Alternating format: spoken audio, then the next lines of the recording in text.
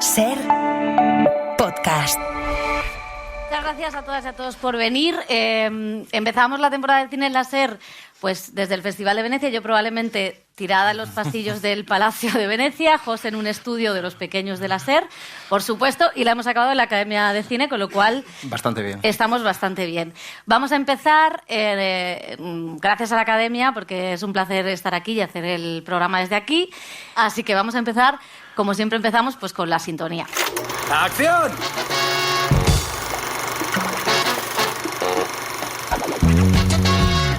El cine en la SER con Pepa Blanes.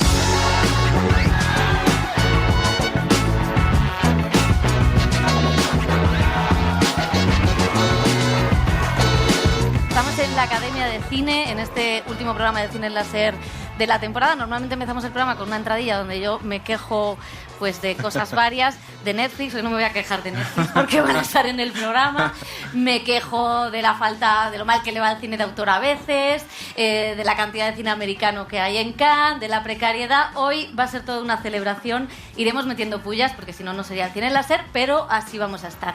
Elio Castro, ¿qué tal? ¿Cómo estás? Hola, ¿qué tal? Wow. Muy buenas. Es Muy que bien. con Es la voz que tengo. este micrófono es tremendo. Estamos en la Academia de Cine y claro, la Academia de Cine es una institución que tiene 40 años, como yo, o sea, una institución muy joven, como veis. Hace 40 años se fundó la Academia de Cine, que fue una fundación con una cena.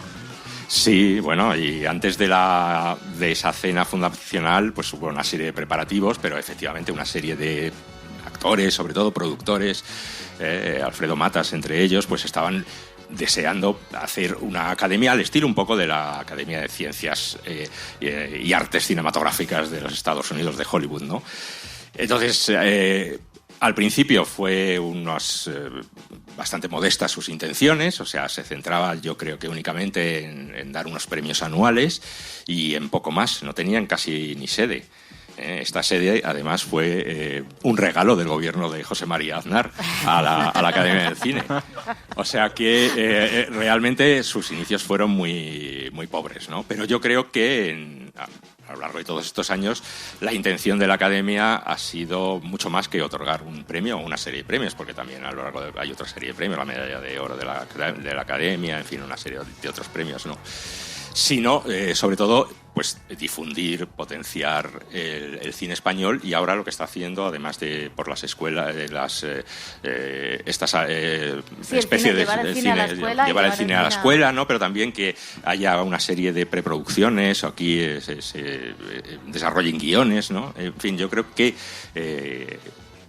la actividad de la Academia es mucho más interesante y se proyecta, además, yo creo que a lo largo de los próximos años muchísimo más, ¿no? ¿Lo dices en serio? Sí. ¿Me dejarías entrevistar a Superman? Claro.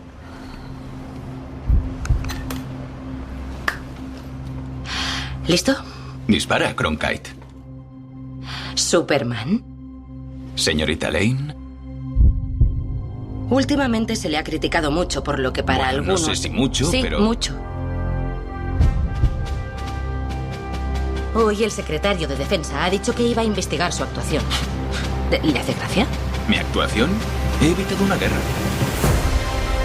Vuelve Superman, no sé, luego te preguntaré, Elio, si cada generación tiene que tener su Superman o no, si es Precis o no, pero bueno, lo que es una nueva revisión de este superhéroe que empezó en el año 38, si no recuerdo mal, un granjero que vino de Krypton, que era periodista en sus ratos libres, todo el mundo sabe que nadie puede ser periodista en sus ratos libres, que encarnaba un poco los valores americanos. James Gunn toma las riendas de esta historia con los personajes originales de DC, y también es el encargado además de pilotar la propia franquicia de DC Studios.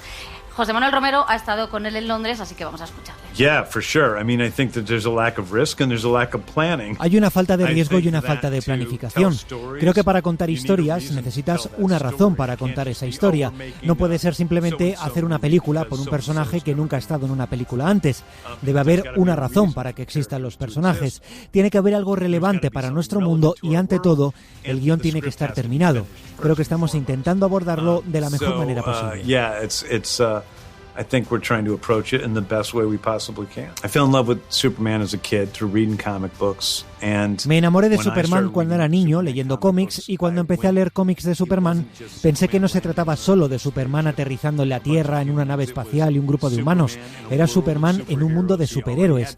Ya tenía amigos, tenía la banda del Daily Planet, había monstruos gigantes, robots y perros voladores, así que he tratado de recrear para el público actual lo que me encantaba de los cómics de Superman de niño. What I loved in Superman comics as a kid. Well, I think that Superman definitely exists within, a world that is the DC universe, which is different from our world, but obviously there's a lot of things that are like our world. Creo que Superman indudablemente existe en un mundo que es el universo DC, que es diferente de nuestro mundo, pero obviamente hay muchas cosas que se parecen a nuestro mundo. Y si cuentas la historia de Superman y eres lo más auténtico posible, yo siempre parto de creer que Superman es real. Entonces llegas a un mundo en el que Superman se plantea cómo va a ser la relación con el gobierno, qué va a pensar la gente de Superman.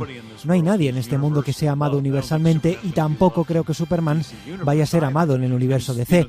Si Superman existiera, creo que habrá gente que quiera acabar con él, que piense que es una amenaza para la humanidad. Y luego están personas como Lex Luthor que están absolutamente celosas de él. Entonces, en realidad, vengo de un lugar en el que planteo qué pasaría si Superman fuera real.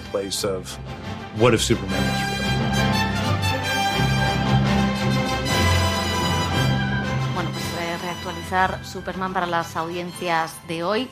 Es preciso que cada generación tenga un Superman, Elio Castro. Superman nace en los años 30, finales de los 30, como dices tú, además como una tira de cómic. Después de la Gran Depresión de los Estados Unidos, cuando el país se aboca a la Segunda Guerra Mundial, o sea, en un momento político y social muy característico de los Estados Unidos. Luego triunfa en la radio.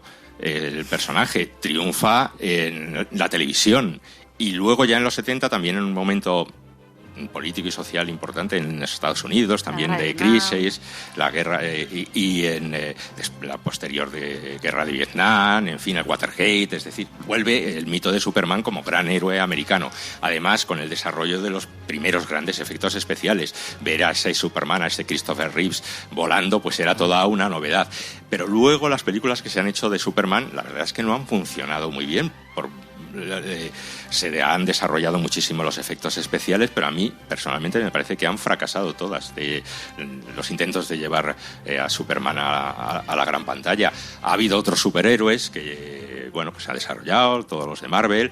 Marvel ha ganado esa guerra con DC, yo creo que ha tenido también su momento, no lo ha conseguido, lo han intentado unir también con esta Liga de la Justicia, con Batman y tal, pero yo lo veo ya un poquito pasado de moda Superman, la verdad. Ya la capa y los calzoncillos los veo un poquito superados. Bueno, no voy a meterme con los superhéroes, que ya lo hice una vez y acabó la cosa mal, pero es cierto que Batman y Superman son un poco la antítesis, ¿no? Superman sí. Era el chico de clase obrera que encarnaba los valores americanos, aunque luego pues eso de la clase obrera se les fue olvidando en Hollywood, y Batman, sin embargo, pues era un empresario, hijo del capitalismo, totalmente burgués, totalmente atormentado, y sin embargo Superman sí tenía en sus orígenes esta cosa luminosa. No sé si este Superman de James Gunn, que por cierto viene de Marvel, tiene también esta cosa luminosa o no. Bueno, al final, como siempre decimos, cada película es hija de su tiempo. La primera película de Superman del 78 de Richard Donner venía de hacer La Profecía, después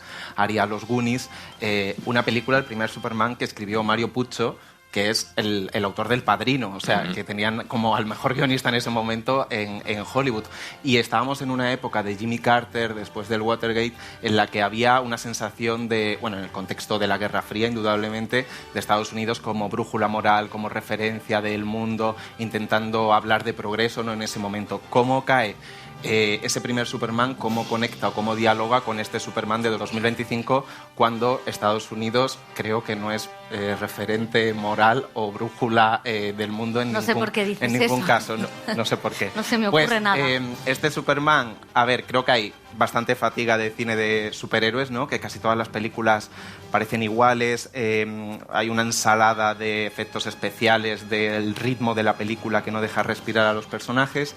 Y aquí lo que tiene interesante este Superman, que creo que lo que intenta es romper un poco la etapa que hemos tenido la década anterior de Marvel, DC, haciendo un Superman bueno, honesto, o sea, buenista, en el sentido de no queremos antihéroes, no queremos superhéroes atormentados, no queremos claroscuros. Vamos a decir ahora que la bondad es revolucionaria, que lo más punk es hablar de amabilidad, de lo colectivo, del bien común, ¿no? Entonces tiene esa idea y luego la película me sorprende en 2025 con los estudios que están todos realmente asustados con la situación en Hollywood y la política de Estados Unidos, que es una película profundamente política porque imagina este Superman, ¿no? Bueno, los inicios de él y en el diario como Clark Kent, pero el villano, Lex Luthor, es una suerte de Elon Musk. De hecho, está teñido de rubio, o sea que ahí también podría ser un Donald Trump. Eso es, el villano de la película es el actor británico Nicholas Hoult y de hecho ha confesado en entrevistas que escuchó el audiolibro de Elon Musk para preparar el papel.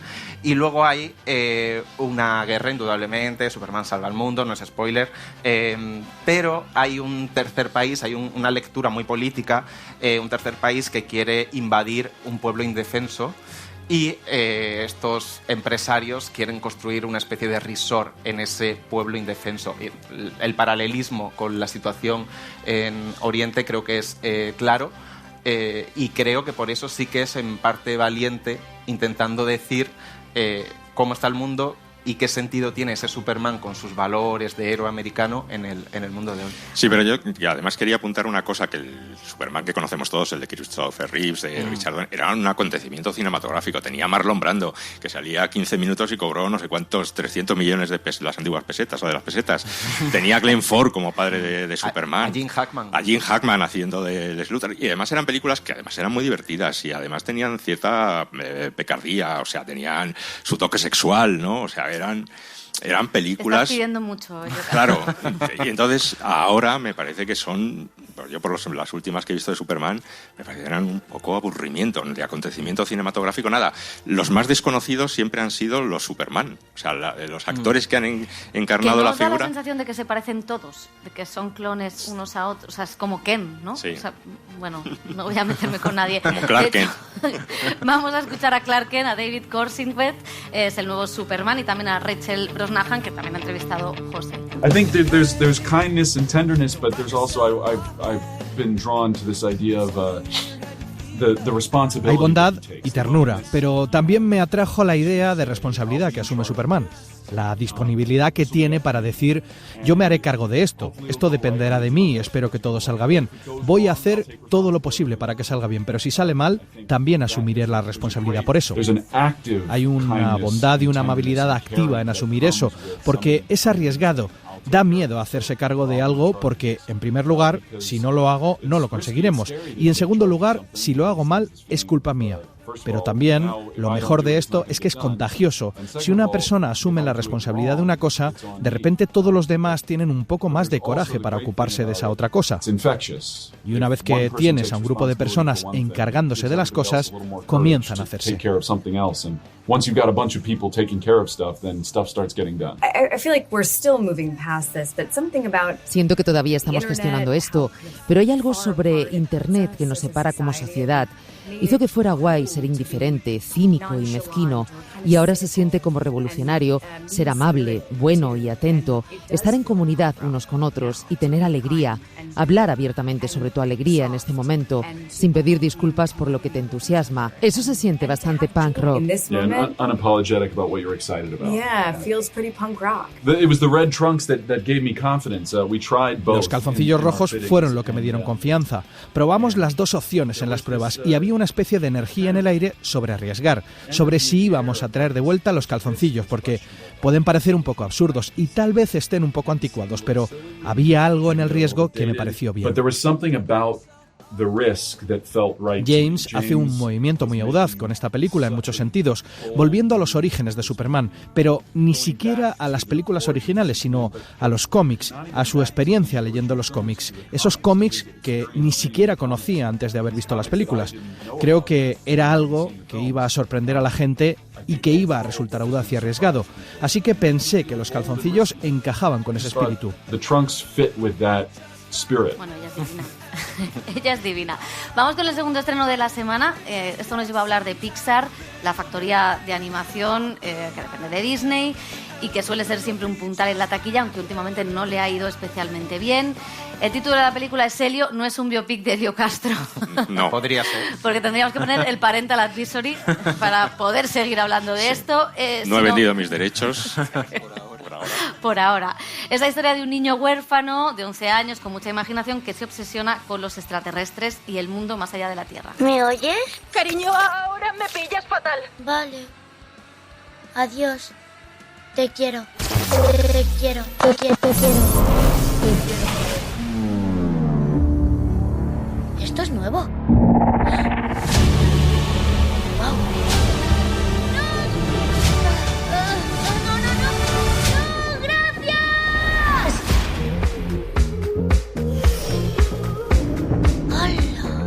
Por favor, diga el nombre de su planeta. La Tierra. Bienvenido, líder de la Tierra.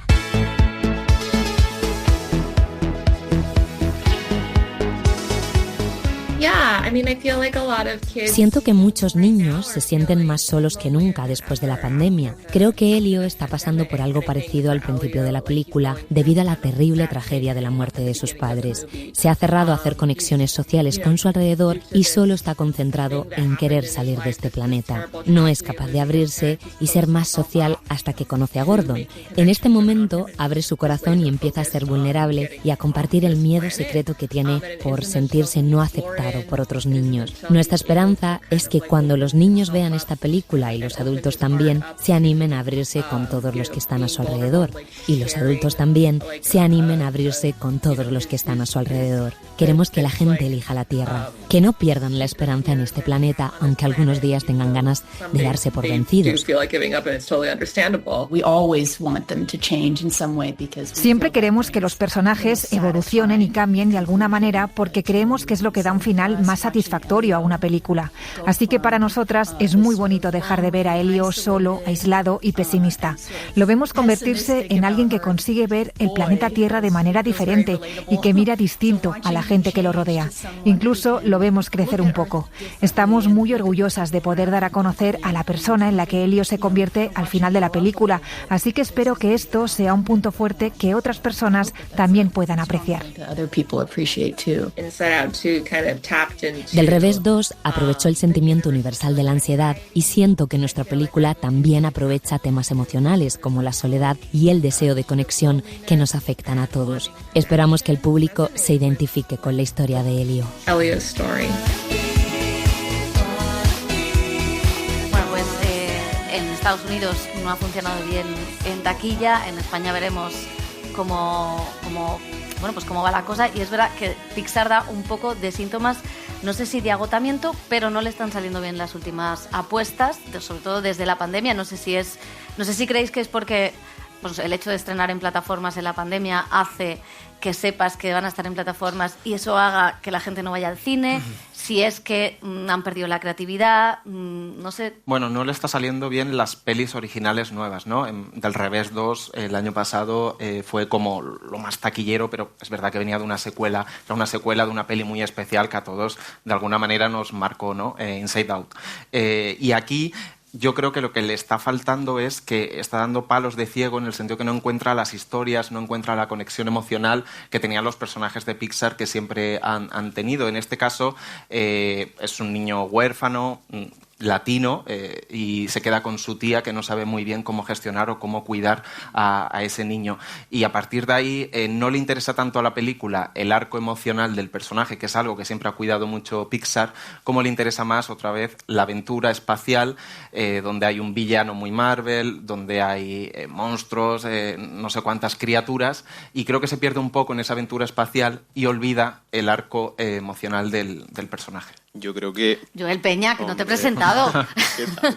¿Qué tal? Yo creo que me sumo un poco a lo que dice José, porque pudimos hablar con las directoras, con Domichi y con Madeleine Serafian, y nos decía que al final lo que querían era que el universo, esa galaxia, ese espacio fuese llamativo, porque eran conscientes de que Pixar ya había producido películas como WALL-E, como Lightyear, que ya habían pasado en ese espacio, entonces querían como algo novedoso, y nos lo decían, que era como ese objetivo inicial. Entonces creo que se han quedado hago yo una lectura de que creo que se han quedado un poco lejos, porque creo que hay mundos más impresionantes, y también con lo que decía José, con ese arco narrativo de que al final no es un personaje memorable como los que han pasado también en los años anteriores, que ha dejado el legado de Pixar, y creo que se queda un poquito ahí, como viajar un poco ese sentimiento de pertenencia del protagonista, la soledad infantil, que son temas que está guay que vayan a las salas, que los niños pues puedan verlo, pero se queda quizás corto en cuanto a ese hilo.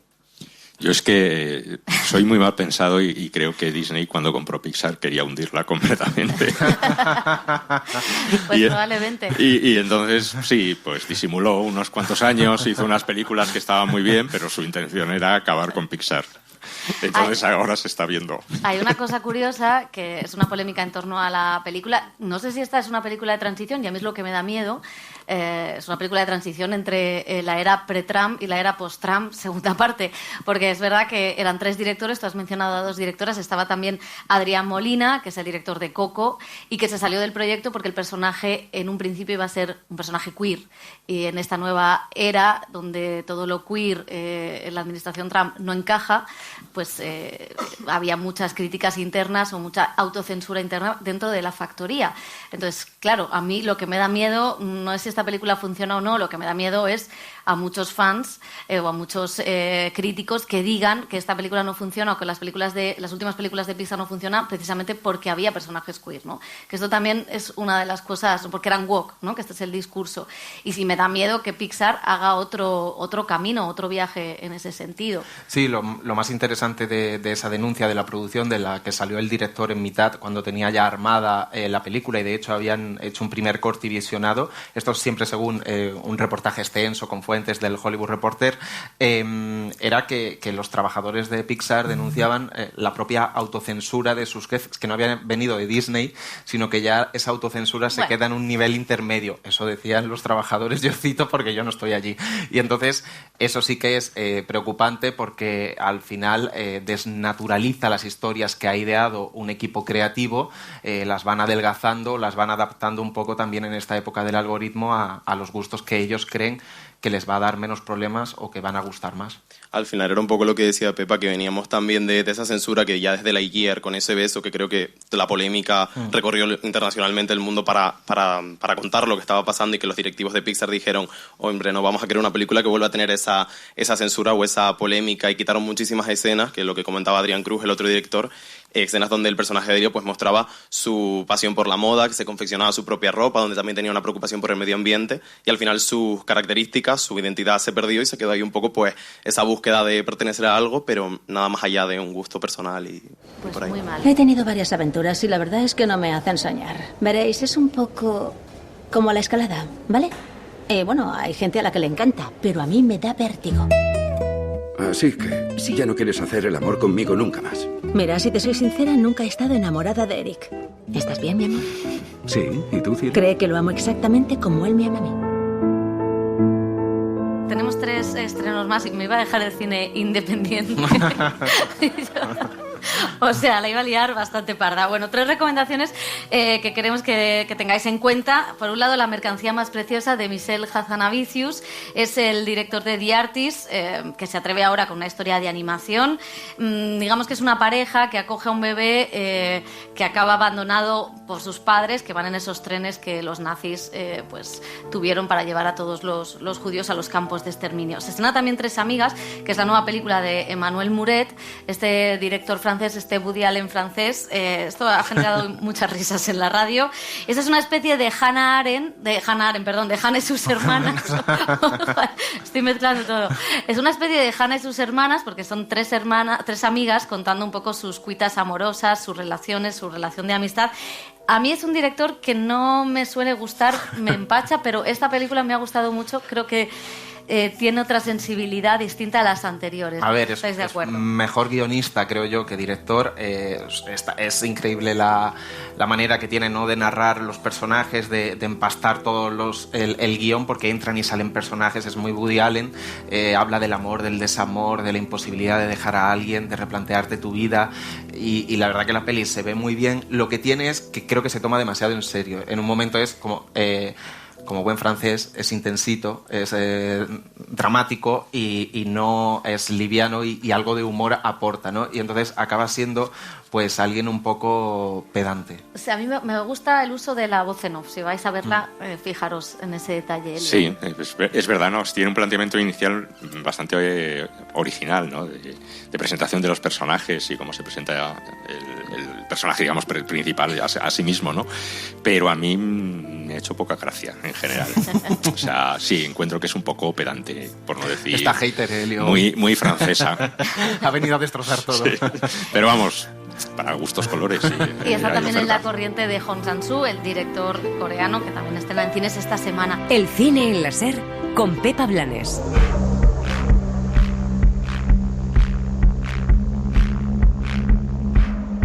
Cerramos temporada, sigue Elio Castro al frente durante todo el verano, o sea, va a seguir el cine en la SER, pero sí que es verdad que es un momento para poder hacer análisis de cómo ha sido este primer año, qué películas nos han gustado, cuáles nos han gustado más.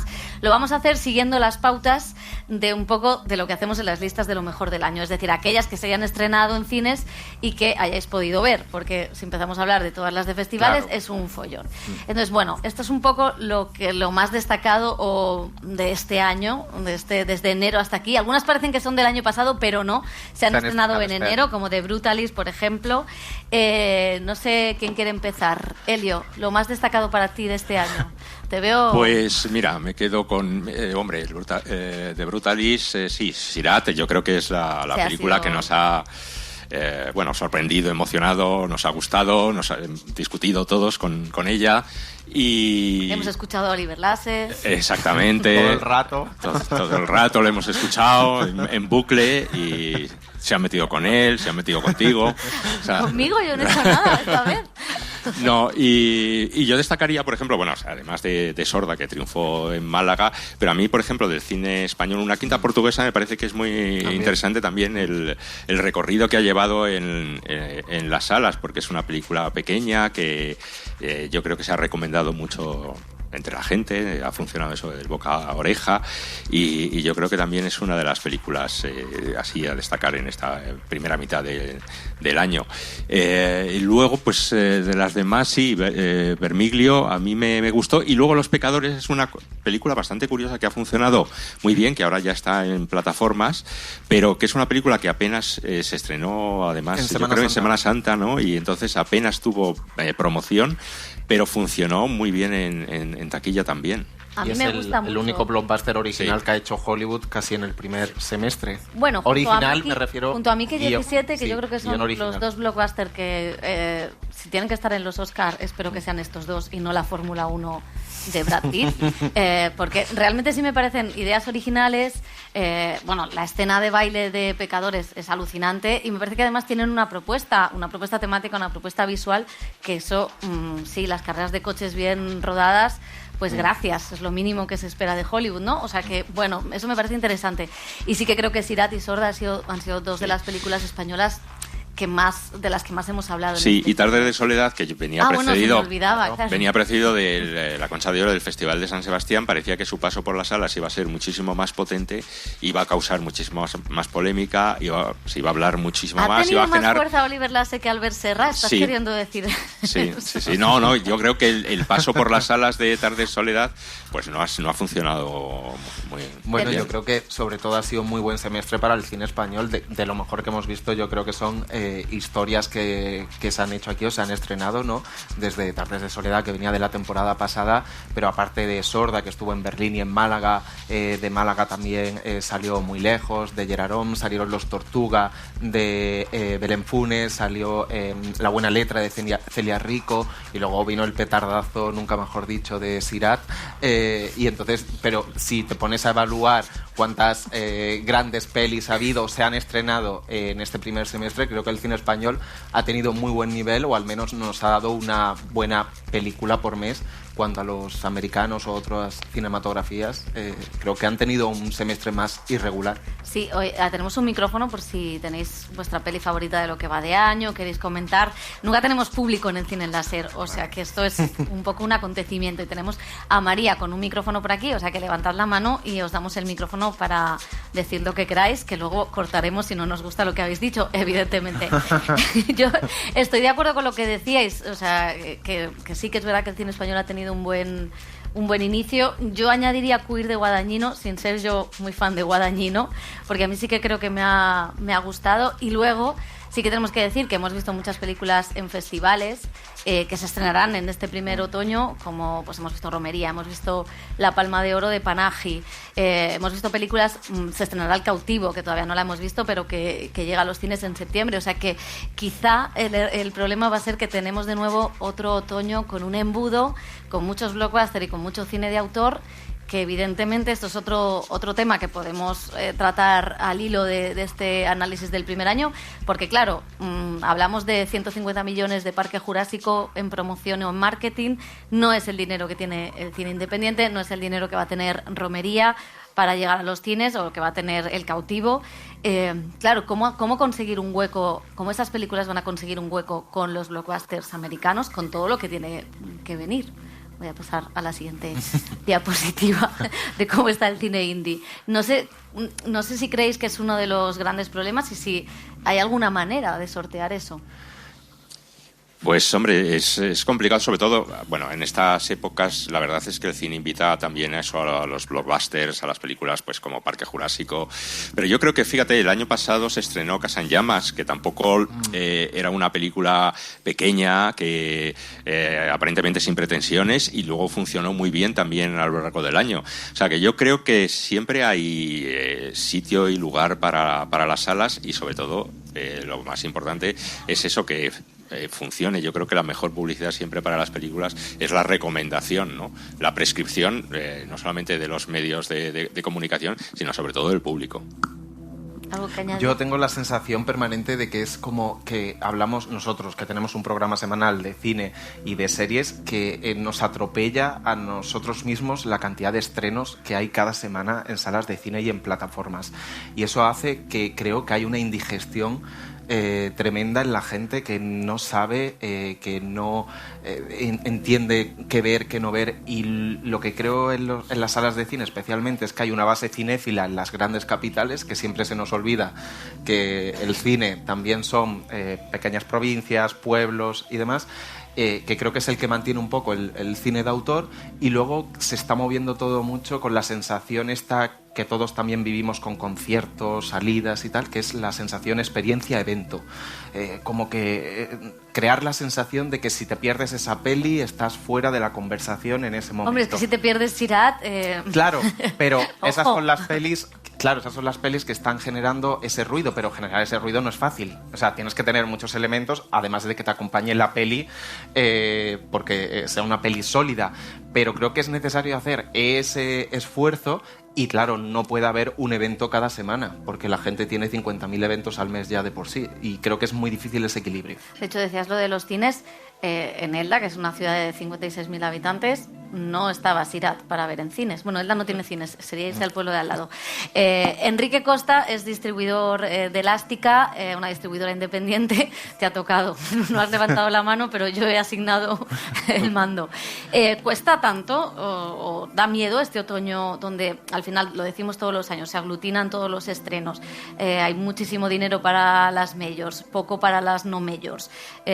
¿Cómo ves el inicio del otoño? Tú que estrenas Romería, además. Bueno, yo venía en plan fan, pero creo que al final somos conscientes todos, tanto los indies como las majors, que el otoño es la temporada más importante a la hora de atraer el público a las salas. Por eso creo que tanto los americanos como nosotros lo que buscamos es esa posibilidad de que esas pelis puedan ser vistas por el público. Está claro, como tú dices, que competimos contra ellos con unas herramientas más escasas, pero somos muchísimo más ingeniosos y además creo que, bueno, siempre tenemos la suerte de tener pues algún periodista con una camiseta de la directora en cuestión, cosas así, que ayuda de alguna forma, ¿no? No he cobrado, Nada, para nada. Me conste. Pero es eso, tienes que buscar el ingenio y tienes que buscar la posibilidad de que tu película se vea, de que tu película sea de la que se habla, ¿no? En el caso estabais hablando de Sirat, que lo ha conseguido, y la verdad es que creo que la distribuidora independiente que hizo el lanzamiento de esa peli lo hizo muy bien desde el principio, con el apoyo de la productora y de Movistar en ese caso también, y era una estrategia que también le salieron unas cosas muy bien para que todo funcionase, ¿no? Con el reconocimiento del premio. Y en el caso de los estrenos que vienen en otoño, pues bueno, lo intentamos, ¿no? Yo creo que... ¿Tienes unos cuantos? Tengo unos cuantos, no solo romería, pero bueno, el 5 de septiembre en cines, en los mejores cines. Y la verdad es que en el fondo es apasionante y muy divertido estrenar en esas fechas y conseguir que las películas se vean. Es un placer. Y porque si funcionan, pues eso, consideras que tu trabajo lo has hecho bien. Si sale mal, la culpa es del distribuidor. Siempre es así. De los periodistas también. Pues Enrique Costa, muchísimas gracias. Un aplauso para Enrique Costa. Ya no vienes más. Bueno, pues vamos a dejar aquí el análisis de cine. Elio, no te vayas muy lejos porque como sigues la temporada que viene, no te me despistes, no sé que me toca quedarme a mí. Y ahora sí pasamos a las series de televisión. El cine en la SER con Pepa Blanes.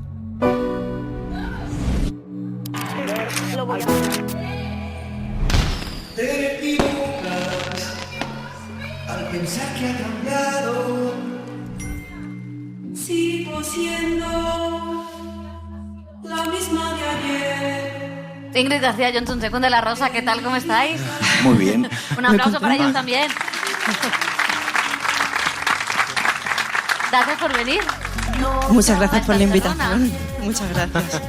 Bueno, ¿cómo estáis? Porque sois los protagonistas, dos de los protagonistas de Superstar, la serie de Nacho Vigalondo que se estrena en Netflix el 18 de julio de este mes, o sea, en nada.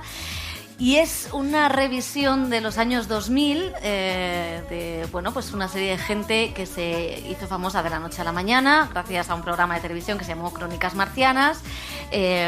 Una gente que no eran los más guapos, no venían de buenas familias, no sé si eran los más talentosos o no, pero de repente aparecieron en la televisión y fueron los más famosos de España.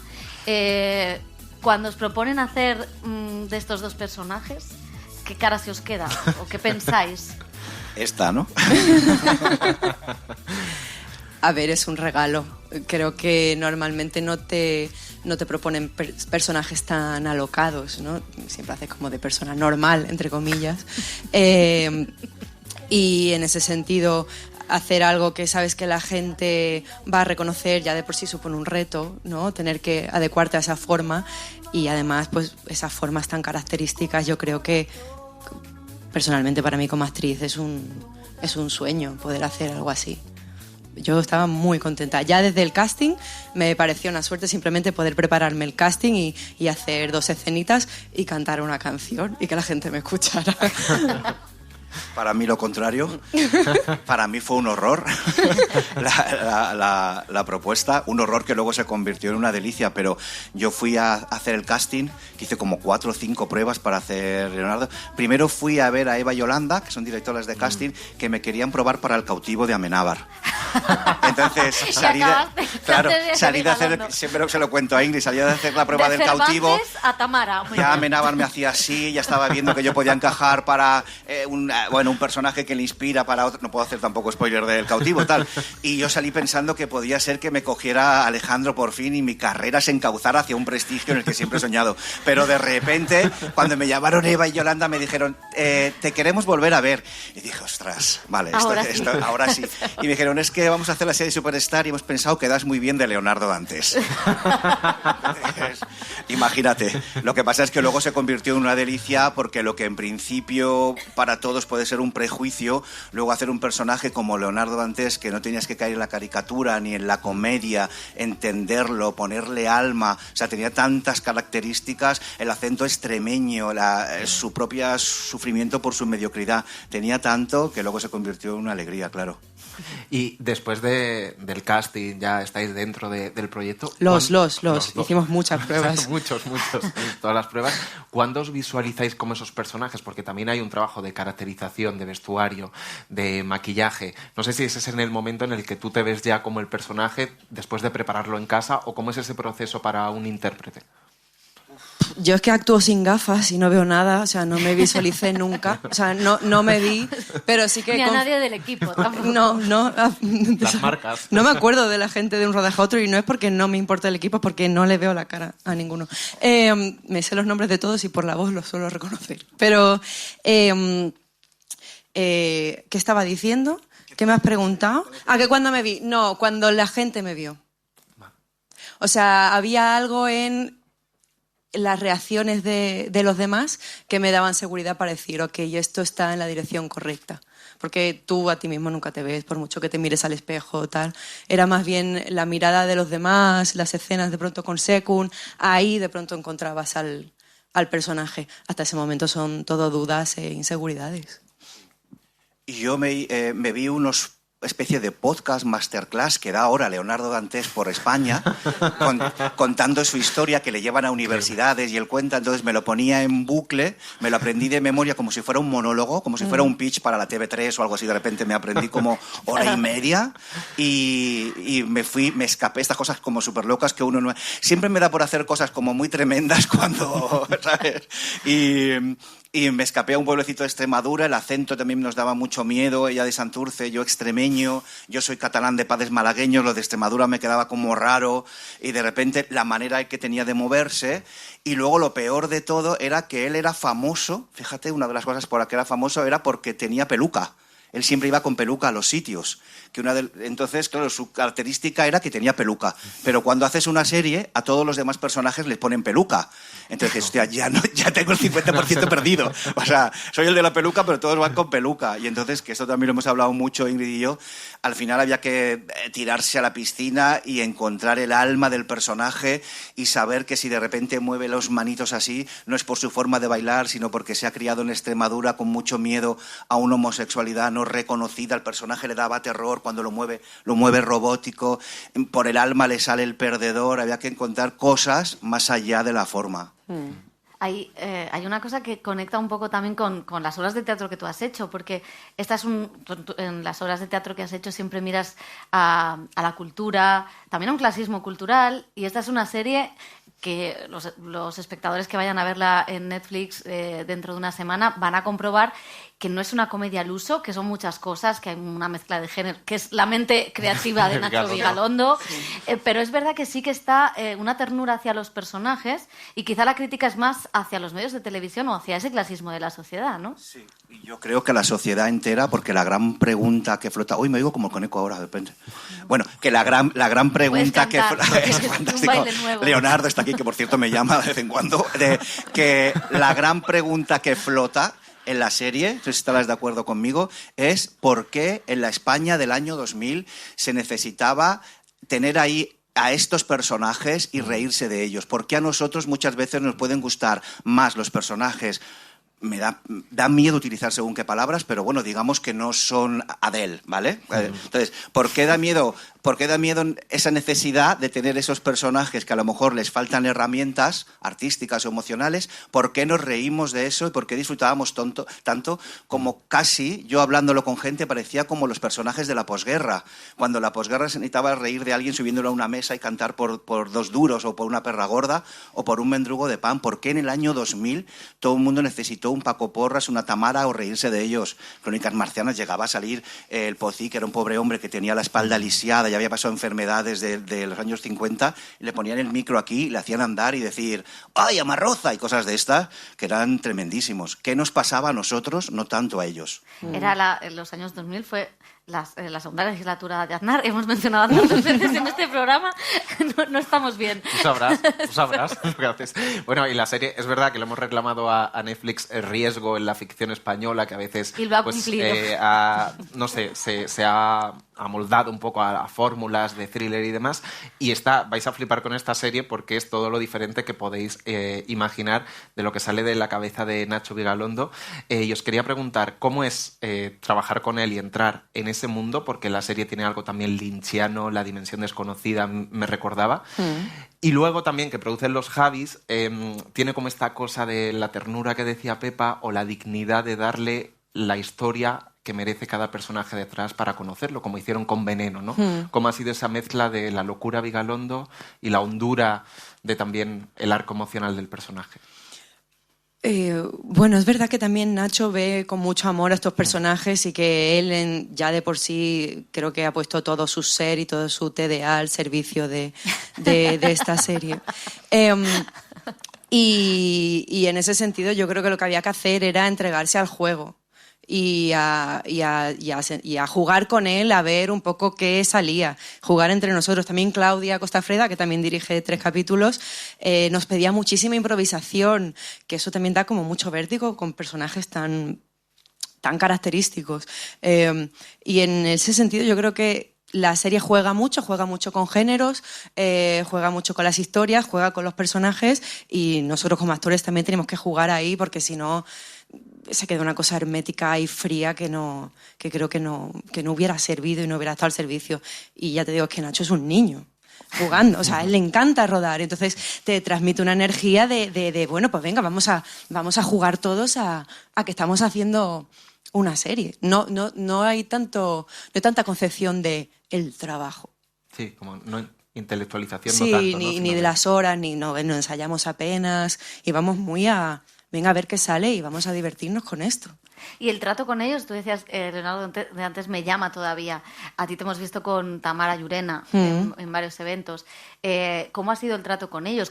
Para ellos, ¿cómo es o cómo ven que se haga una serie sobre aquel pasado? A ver, es muy fuerte. Para mí es muy fuerte haber interpretado a una persona que existe, que lo va a ver, haber hecho esta serie que es tan alocada, tan distinta, que prueba tantas cosas. Pienso en ella y en lo que ella tiene que estar viviendo y no soy capaz de imaginármelo. Entonces me siento muy afortunada por todo el cariño que nos han dado y por toda la confianza y por lo contentos que están con lo que hemos hecho. Hay algo ahí de generosidad de ellos que yo espero que las expectativas que tienen puestas en la serie pues les venga de vuelta, ¿no? Ella quiere sentirse reconocida y vista de otra manera, como ha sido vista normalmente por todos nosotros y por el público, y espero estar a la altura de lo que ella espera, porque es o ella desea, que es una persona muy luminosa, muy buena, muy cariñosa. No sé, no ha habido nunca una mala palabra, oye, hazlo bien. No, ha sido a favor, ¿no? Siempre a favor y nos parecemos, lo vas a hacer bien. ¿Te ha dado algún consejo? ¿Te ha servido algo? ¿Te ha ayudado en algo? No me ha dado ningún consejo de nada. No, yo tampoco quería. Creo que yo podría haber estado siguiéndola, imagino, si hubiera querido, y conviviendo con ella durante el mes previo, pero nunca llegas a conocer a nadie al 100%. Y creo que esta serie es tan diferente, con estos elementos fantásticos, que justamente yo tampoco quería llegar a su intimidad. Estás más al servicio de lo que te pide la serie, los episodios, y más a construir la fantasía, Tamara en este caso, que contar realmente la verdad. Nacho dijo una cosa una vez que me gustó mucho, y es que a veces para contar la verdad hay que mentir un poco. Y eso me lo tomé como lema. Se me ocurre. En la serie lo demuestra. Sí. A Leonardo, por las conversaciones que he tenido con él, le da un poco más igual. Vive en un mundo, o sea, le da alegría, pero vive en un mundo más onírico, casi de artista superviviente. ¿Sabes? Como que compuso para Los Chunguitos, luego de repente formó de la pandilla Basura, luego no sé qué, ahora es la moda de los biopics, pues él está en un biopic. O sea, lo vive desde una cosa como que forma parte del universo del artista. Y a mí me pasa un poco lo mismo. A mí me preocupa más, antes hablaba de Superman, siempre desde chico pienso más en los daños colaterales. ¿Sabes? Cuando se pelea Superman y Batman, los que han muerto en los edificios de al lado, cuando se pegan, digo, todos los que han muerto para su pelea, ¿por qué no hablan de ellos? O cuando en vez de un biopic de nosotros, pues hablando en serio, cuando hacen Dahmer, ¿qué pensarán las madres de los chavales que han matado, que conviertan a Dahmer en un mito, ¿no? Esto me perturba más cuando los personajes reales son asesinos y cosas de estas. Pero Tamara y Leonardo están flipados, están deseando hacer un de viernes o algo así. Claro. La serie tiene, hay una cosa muy original, es que cada capítulo tiene un título. Títulos como Carretera podrida, Tamara 6 dedos o La crisis del ladrillo o Losers de Bohemia, que es uno de mis títulos favoritos, porque lo conecta y realmente sí tiene mucho de Valle Inclán y del Esperpento. O sea, sí tiene mucho, o sea, la serie tiene esto. No sé si es el nuevo Valle Inclán. Nacho Vigalondo. Bueno, hay frases de Valle Inclán. Sí, ese capítulo es de Paco Becerra, de hecho, es el único que escribe él y creo que está muy clara su mano, ¿no? Sí, hay que decir eso. Antes nombraba a Claudia Costafeda, que yo creo que la mezcla del universo Javis con Nacho Vigalondo y su universo, con Paco Becerra, gran autor y censurado teatral, ha conseguido que estos personajes de mayores en un capítulo vayan por esta calle donde hay el homenaje a Valle Inclán y le hable a los turistas del Esperpento. Yo creo que es una de las secuencias de la serie más especiales y más bonitas. Esa y la del 15M y no hago más spoilers, no hago más spoilers, que el señor de Netflix viene a por mí. Ya está. Pues lo vamos a dejar aquí. Gracias, Secund de la Rosa, Ingrid García Muchas Johnson. Gracias. Enhorabuena y que vaya muy bien el estreno. Gracias, gracias.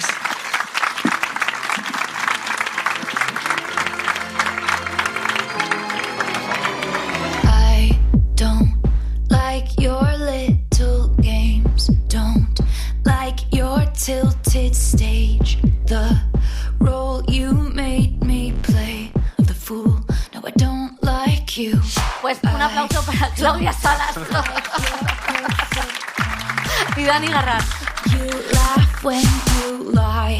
Bueno, Claudia, muchas gracias por venir al final de temporada de Cine en la SER, que se está convirtiendo casi en un hábito, porque el año pasado despedimos temporada contigo y este año también. O sea que muchas gracias. No, gracias a vosotros, porque además para mí siempre es un placer estar aquí con vosotros y hablar de cine y bueno, y escucharos, que siempre es un gustazo. Gracias. Y se incorpora Dani Garrán, que es nuestro especialista en series. Dani, ¿qué tal? Muy bien, encantado de estar aquí. Bueno, menos mal, porque si no te vas. Bueno. Habéis subido muy tarde, pero bueno. Bueno, Claudia es una de las protagonistas de Furia, que es la serie de Félix Sabroso, que estrena HBO Max este mismo viernes. Es una serie en la que cada capítulo, vamos a decirlo así, está dedicado a una mujer y que sufre pues hasta tal punto que esta mujer está al borde de un ataque de nervios o más bien de venganza. ¿Cómo ha sido adentrarte en el universo Félix Sabroso y en esta serie de venganza femenina? Sí, pues entrar en el universo de Félix es algo que es un regalo para alguien que se dedique a esta profesión, yo creo, porque Félix es de las personas más generosas, más talentosas, más inteligentes que me he cruzado y que creo que me cruzaré. Es un tipo, de verdad, es un tipo increíble y lo hace muy fácil. Con Félix es muy gustoso estar a su lado. Primero porque aprendes mucho, porque de verdad que es un ser culto, muy culto. Y segundo porque de una manera muy sana te acompaña todo el camino y entiende tu inseguridad y va un paso. Yo siempre he sentido con Félix que va un paso por delante todo el tiempo. Entonces, para mí trabajar con Félix ha sido de las mejores cosas que me han pasado hasta ahora y luego un regalo también estar rodeada, ¿no?, del talentazo que hay en todo el reparto y muy contenta y muy feliz, la verdad. Por la parte que me toca, yo intenté aportar dentro de todo este talento que tienen todas estas lobas de la interpretación lo que buenamente podía. Y lo que más hice creo que fue absorber todos los conocimientos que había a mi alrededor, que no eran pocos, y me quedo un poco como con ese viaje y ese proceso. Sí, porque todas estas lobas de la interpretación son Carmen Machi, Natalie Poza, Candela Peña, Cecilia Roth, Ana Torrent, Pilar Castro, tú también, por supuesto. ¿Cómo es? Tú compartes sobre todo muchísimas escenas con Carmen Machi, eres su asistenta. ¿Cómo es gritarle a Carmen Machi? Y pegarle una bofetada al resto de San Juan. Ya, Pues es que Carmen ha sido de verdad desde el primer momento una compañera excepcional. Yo a ella la admiro profundamente. De hecho, es de las actrices que tenemos que más admiro. Admiro muchísimas, ¿no? Pero ella es como un flechazo para mí. Y la carrera que ha tenido, y ella como persona y como actriz, pues es un poco, yo creo que nuestra generación, las que van antes, nos intentamos mirar de alguna manera, no por caricaturizar, sino un poco como por aprender de alguien que ha llegado antes que tú, que tiene más experiencia y que tiene que aportarte, ¿no? Entonces yo a Carmen siempre la escucho y ella también ha sido muy, muy, muy generosa, ella y Alberto, que es verdad que son con los que más comparto trama. Lo he pasado muy mal. Yo lo he pasado fatal en este rodaje, he de decir, honestamente. O sea, yo tuve mucho el síndrome de la impostora, porque yo iba a rodar cada día pensando, hoy es el día que me llaman y me dicen, prescindimos de ti. Porque claro, yo veía a mi alrededor todo lo que veía y decía, pero ¿qué pinto yo aquí? Es que de verdad que no lo llegaba como a entender del todo, y a día de hoy aún me cuesta verme ahí. Entonces, lo he pasado mal, pero luego también, jolines, no sé, al final creo que forma parte también el miedo y la inseguridad, y nos pasa a todas, ¿eh? O sea, yo he visto inseguridades en Candela o en Natalie o incluso en Félix, y también es una manera como de entender que esta profesión es tan bonita que no terminas nunca de saber todo, y que esos nervios precisamente son un poco lo que te hace mantenerte viva, porque si te vas a subir a un escenario y no tiemblas un poquito antes, pues apaga y vámonos. Pero no sé, ha sido un proceso muy bonito a nivel personal y a nivel profesional, la verdad. Y nos decía Cecilia Roth, que también es otra de las protagonistas, que cuando se habla de furia, si es de los hombres, nunca se dice furia masculina, ¿no? Siempre es la furia, porque se da por sentado, y hay muchas películas sobre venganza, sobre la furia del hombre. No sé si te gusta que la serie reivindique esa furia femenina, en el sentido de mujeres que están hasta ahí y que estallen, que tengan este estallido, que la ficción le dé la posibilidad de contar esta historia, ¿no? Desde diferentes situaciones, porque se habla de muchos temas en cada capítulo. Sí, porque además creo que hay una cosa educacional del sistema en el que vivimos, que a las mujeres no es tan acostumbrado verlas estallar en determinados momentos o lugares sociales, y es más fácil igual ver a un hombre, ¿no? Como alzar la voz, es una cuestión de educación, yo creo. Entonces, de repente creo que es mucho más atractivo y más poderoso ver a 5 tías desahogando un poco su ansiedad y su furia y su estado de nervio, y vengándose de alguna manera también, ¿no? Como parte de vivir.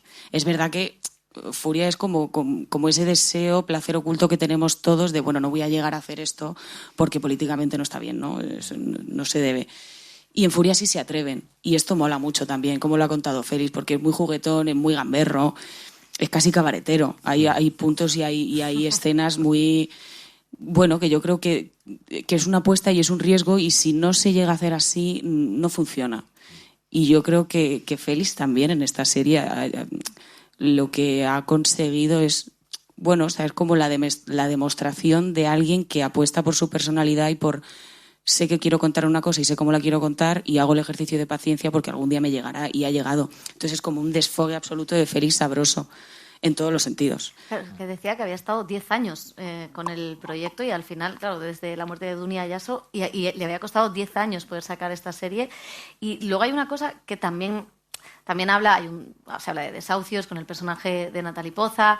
Tu personaje es un personaje que está atravesado por la clase, porque es la asistenta de un artista que hace unas horas de arte que no sé quién se ha quedado esas horas de arte después del rodaje, pero que de alguna manera sí que retrata lo que está pasando en España. No sé si teníais esa sensación. Es que hay muchísimo paralelismo, y fíjate que es hace 10 años y sin embargo llega en un momento en el que efectivamente todos los temas que toca socialmente es que están a la orden del día. Por eso creo que también puede encajar muy bien también en el imaginario ahora mismo del público, de lo que estamos viviendo y de lo que podemos ver en pantalla, que para eso está el cine y las series, da igual. O sea, al final una serie o una película, al final está contando historias, y de alguna manera o vas a representar lo que está sucediendo, o quieres dar un mensaje, o simplemente abrir debate. Entonces, todos los temas, que no son pocos los que se tratan en Furia, son un reflejo de la sociedad, y da que pensar muchísimo. A mí me parece que creo que el público la puede aceptar muy bien, porque, bueno, simplemente ya con los diálogos y con cómo se están diciendo las cosas que se están diciendo, a mí no me ha pasado antes con otra serie tener que echar para atrás, volver a escuchar lo que han dicho y reflexionar en el momento. Como que creo que estamos acostumbrados cuando estamos haciendo algo, cuando estamos escribiendo un guión, masticarlo mucho hasta que se lo damos un poco al público, ¿no? Y aquí Félix no. Félix trata a todo el mundo con un coeficiente intelectual de 125 y creo que eso por lo menos es novedoso, Y a mí me parece interesante también. Estamos de acuerdo. ¿No? Luego, tú leía en una entrevista que tú decías que te gusta que te dejen jugar, improvisar. Se ha dado en este set, porque me veo a todas, me veo a Candela, a Pilar, a tal, a Cecilia Roth. ¿Cómo ha sido esa parte de improvisar o de no sé, experimentar? Por mi parte, ni una coma. Pero porque ni por mi parte, ni por la de Carmen, ni por la de Alberto. Quiero decir, estaba tan bien el guión, estaban las escenas tan bien conectadas unas con otras. Félix llevaba el ritmo de una manera tan increíble que era imposible. Imposible y un poco delito querer hacerlo. O sea, al final el ejercicio era más seguir a Félix y entender que no hacía falta entender, sino confiar. Y ya está, porque de verdad que hay veces que sí que te encuentras, ¿no? con tengo que justificar esto y esto es un salto olímpico ahora. ¿De dónde viene el personaje para yo de repente aparecer así? Entonces ahí sí que a lo mejor propones o intentas o de alguna manera hablas con el director o con tus compañeros y creáis ese off que no está en on, y es muy difícil llegar ahí, sino. Pero es que en Furia no es que todo de verdad está, no sé, es una máquina perfecta. La cabeza de Félix es para estudiarla, es verdad.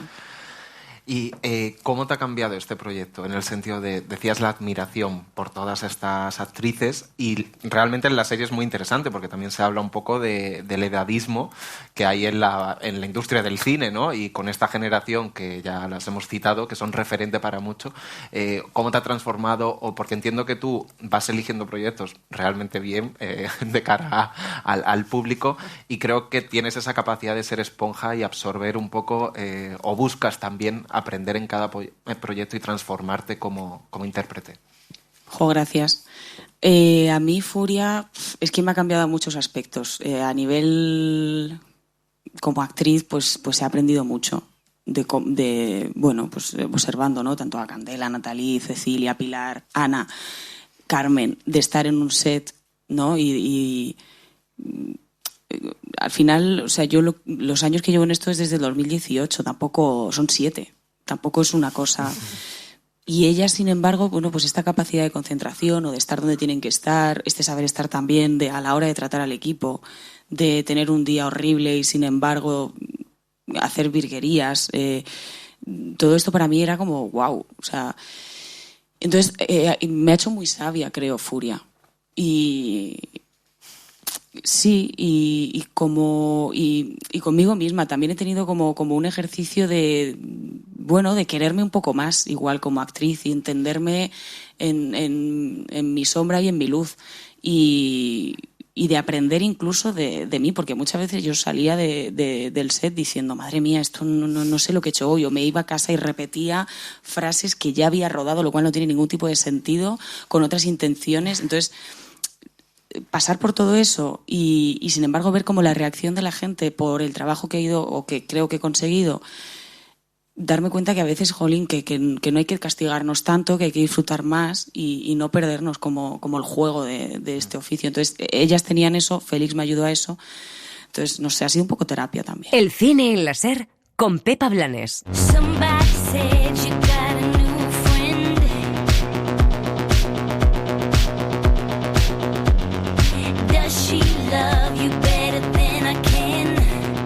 No te vayas, quédate, porque Furia es una de las series para este verano, porque se estrena ya. También Superstar, por supuesto, que nos siguen aquí. Pero hay más, sí, Dani. Yo diría que tanto Furia como Superstar son las Sirat de las series. Que si no las ves vas a estar fuera de la conversación de este verano. Pero bueno, queremos recomendar alguna más. Hace ya 13 años que se estrenó el primer capítulo de Girls. Yo creo que todos vimos, si no entera, alguno de estos capítulos. Algunos fuimos un poco duros con ella, ¿no? Diciendo que era la voz de una generación. A Lena Dunham es que no le dimos más que palos. Lo era. Y ahora la creadora vuelve con una nueva serie, se llama Sin Medida. Se estrena en Netflix esta semana. Ella también se reserva un rol secundario como actriz. Pero bueno, y lleva a cabo esa reivindicación un poco de los caracteres difíciles que nos tiene tan acostumbrados. La actriz es otra cómica buenísima, que es Megan Stalter, que la hemos conocido todos por ser la manager de Deborah Vance en Hacks. Y es una serie bastante biográfica que tiene bastante salseo porque expone la vida de la creadora. Ella, cuando terminó Girls, se mudó a Londres, dejó todo lo que tenía por una crisis amorosa, y allí conoció al que ahora es su marido, un músico con el que se casó, y eso es un poco lo que cuenta, al menos los primeros capítulos de Girls, de Sin Medida. Veremos ahora si Lena Dunham consigue mantener ese sello de identidad con el que la conocimos, y después de haber recibido tantos palos como ha recibido, ¿no?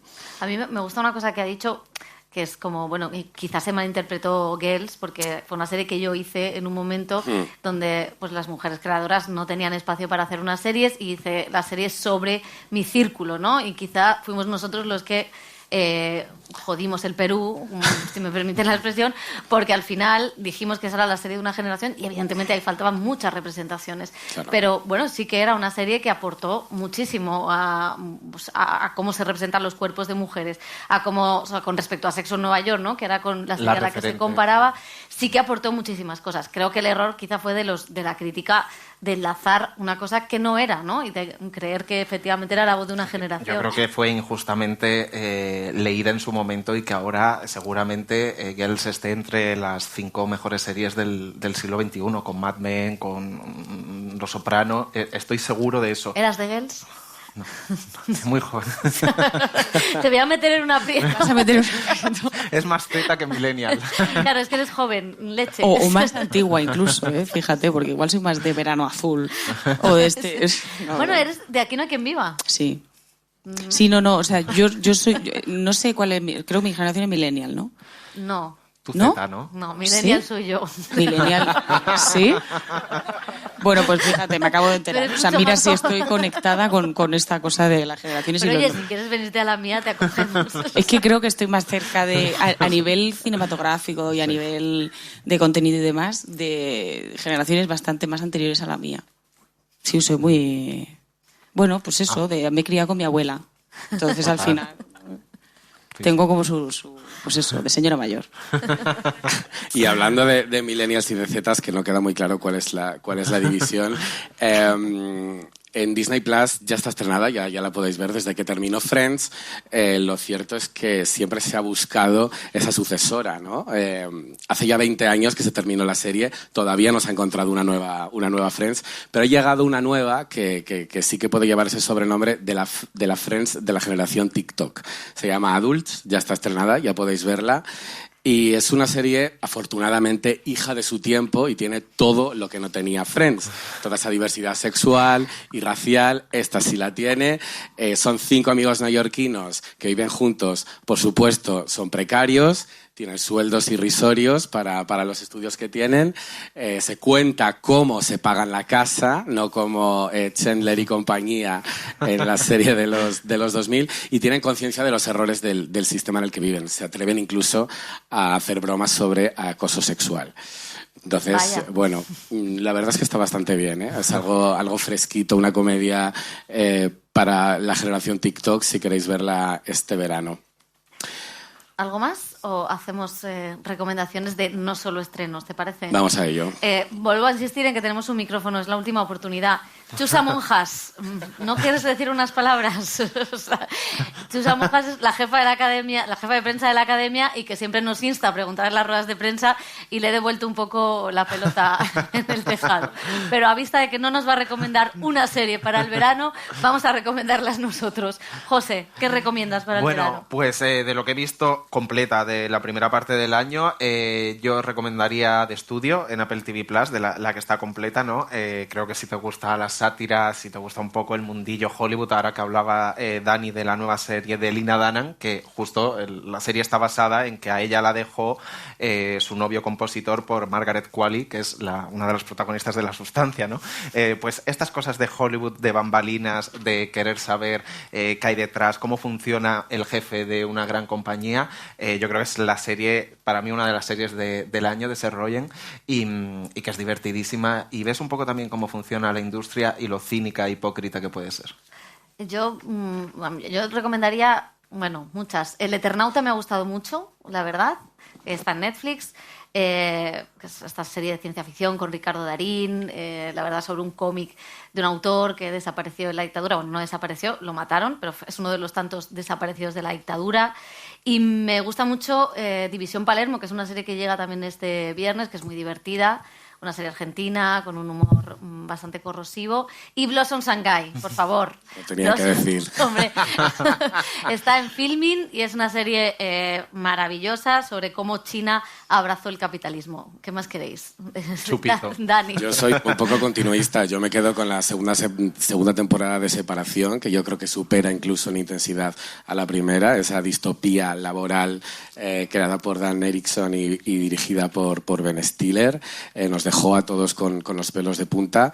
Por supuesto, también Adolescencia, que yo creo que la ha visto todo el mundo, la miniserie del año, creada por Stephen Graham. Y bueno, yo me lo he pasado muy bien con The White Lotus. Yo sigo recomendando la tercera temporada. ¿Por qué no? Claudia, es tu última oportunidad. ¿Quieres recomendar algo? ¿O quieres hacer como Chusa Monjas?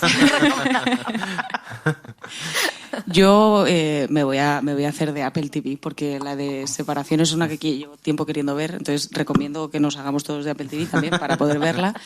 Y voy a recomendar Furia y Superstar, evidentemente, porque creo que hacemos muy buenas cosas también y que, bueno, que merecen la pena. Pues Claudia Salas, muchísimas gracias por haber estado en este especial El Cine Láser. Gracias. Muchas gracias.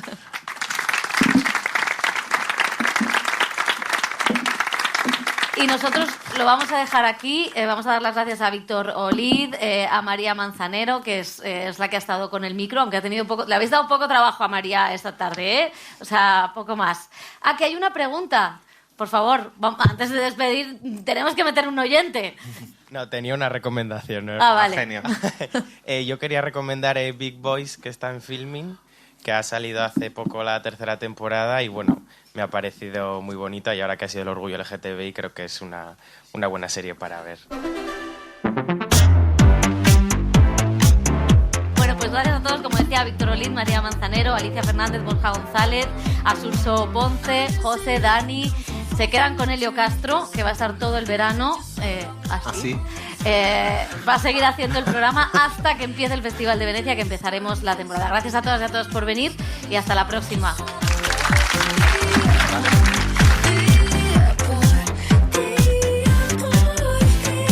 El cine en la SER con Pepa Blanes.